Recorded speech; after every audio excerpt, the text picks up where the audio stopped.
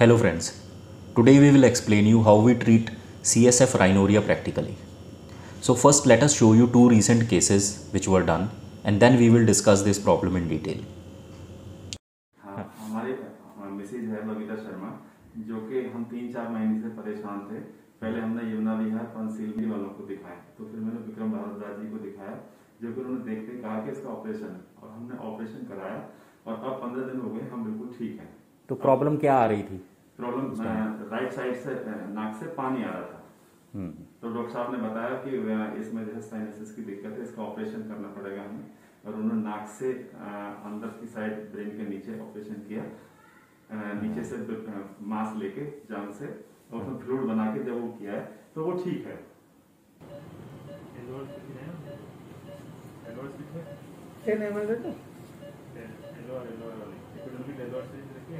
होगा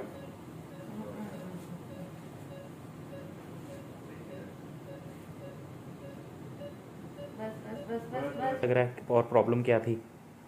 नाक से निरंतर पानी गिर रहा था, वो बिल्कुल ऑपरेशन के बाद बिल्कुल अब ठीक है, अब कोई समस्या नहीं है। बस थोड़ा सा भारीपन है नासिका के अराउंड, बाकी थोड़ी ईजिंग है और कोई समस्या नहीं। ठीक, उसके बाद से कोई पानी नहीं आया? मेन प्रॉब्लम थी लगातार पानी गिरने की, वो समस्या बिल्कुल खत्म हो चुकी है। ठीक है जी, ठीक है। My name is Dr. Vikram Bhardwaj and I am Senior Consultant ENT Head and Neck Surgery in Noida. Cerebrospinal fluid or CSF is the fluid which covers the brain.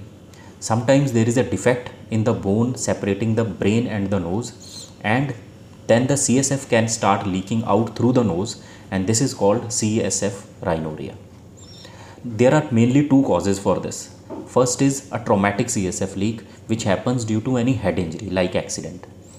Secondly, it could be a spontaneous CSF leak when the CSF starts draining out without any obvious cause. How to diagnose CSF leak? In most cases, it is very easy to diagnose CSF leak. When the patient bends forward, then a clear watery fluid it starts dripping out through the nose, usually on one side. In some cases, when the CSF leak is not present at the time of examination, we can do a maneuver where we ask the patient to hold his hands like this, take a deep breath, hold the breath, exert, and then bend over like this. By doing this maneuver, in many cases the CSF starts oozing out, dripping out from the nose. CSF leak can be confused with allergic rhinitis and a burst mucocele of the sinuses. In cases of confusion, we can do a test, something called a beta-2 transferrin levels, where we collect this fluid around 2 to 3 ml and send it for a lab test, and it is a fairly confirmatory test. Now, what other tests are done for diagnosis of CSF leak? The most important tests are radiological scans. So we do two tests in such cases. First is an MRI cysternogram and second is a CT scan of paranasal sinuses. In some hospitals or centers, MRI cysternogram is done by injecting a dye or a chemical into the backbone. This is usually not needed in all cases. Only in some cases it is needed, and we routinely don't recommend using this test.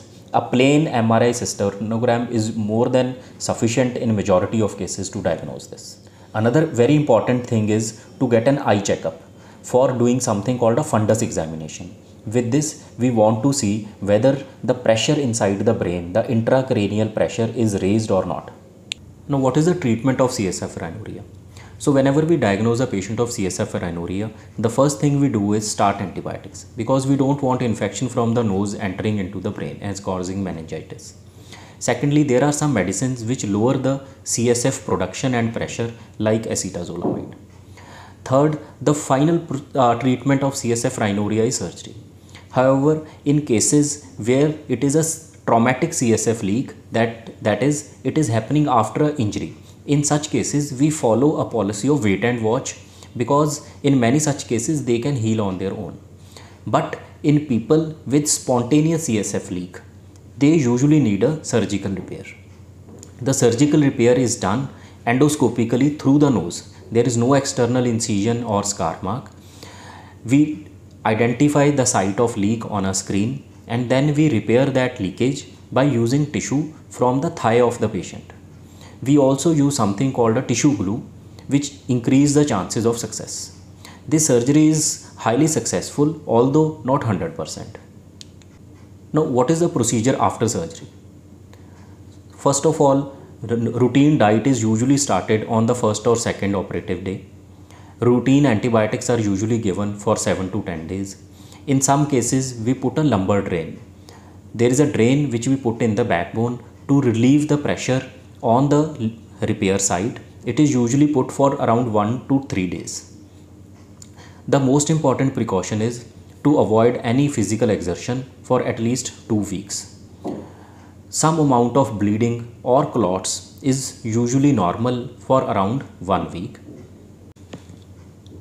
Sometimes we give acetazolamide for a few days to lower the CSF production. The thigh stitch is usually removed around 7 to 10 days after the procedure. Thank you friends. I hope this video helped you.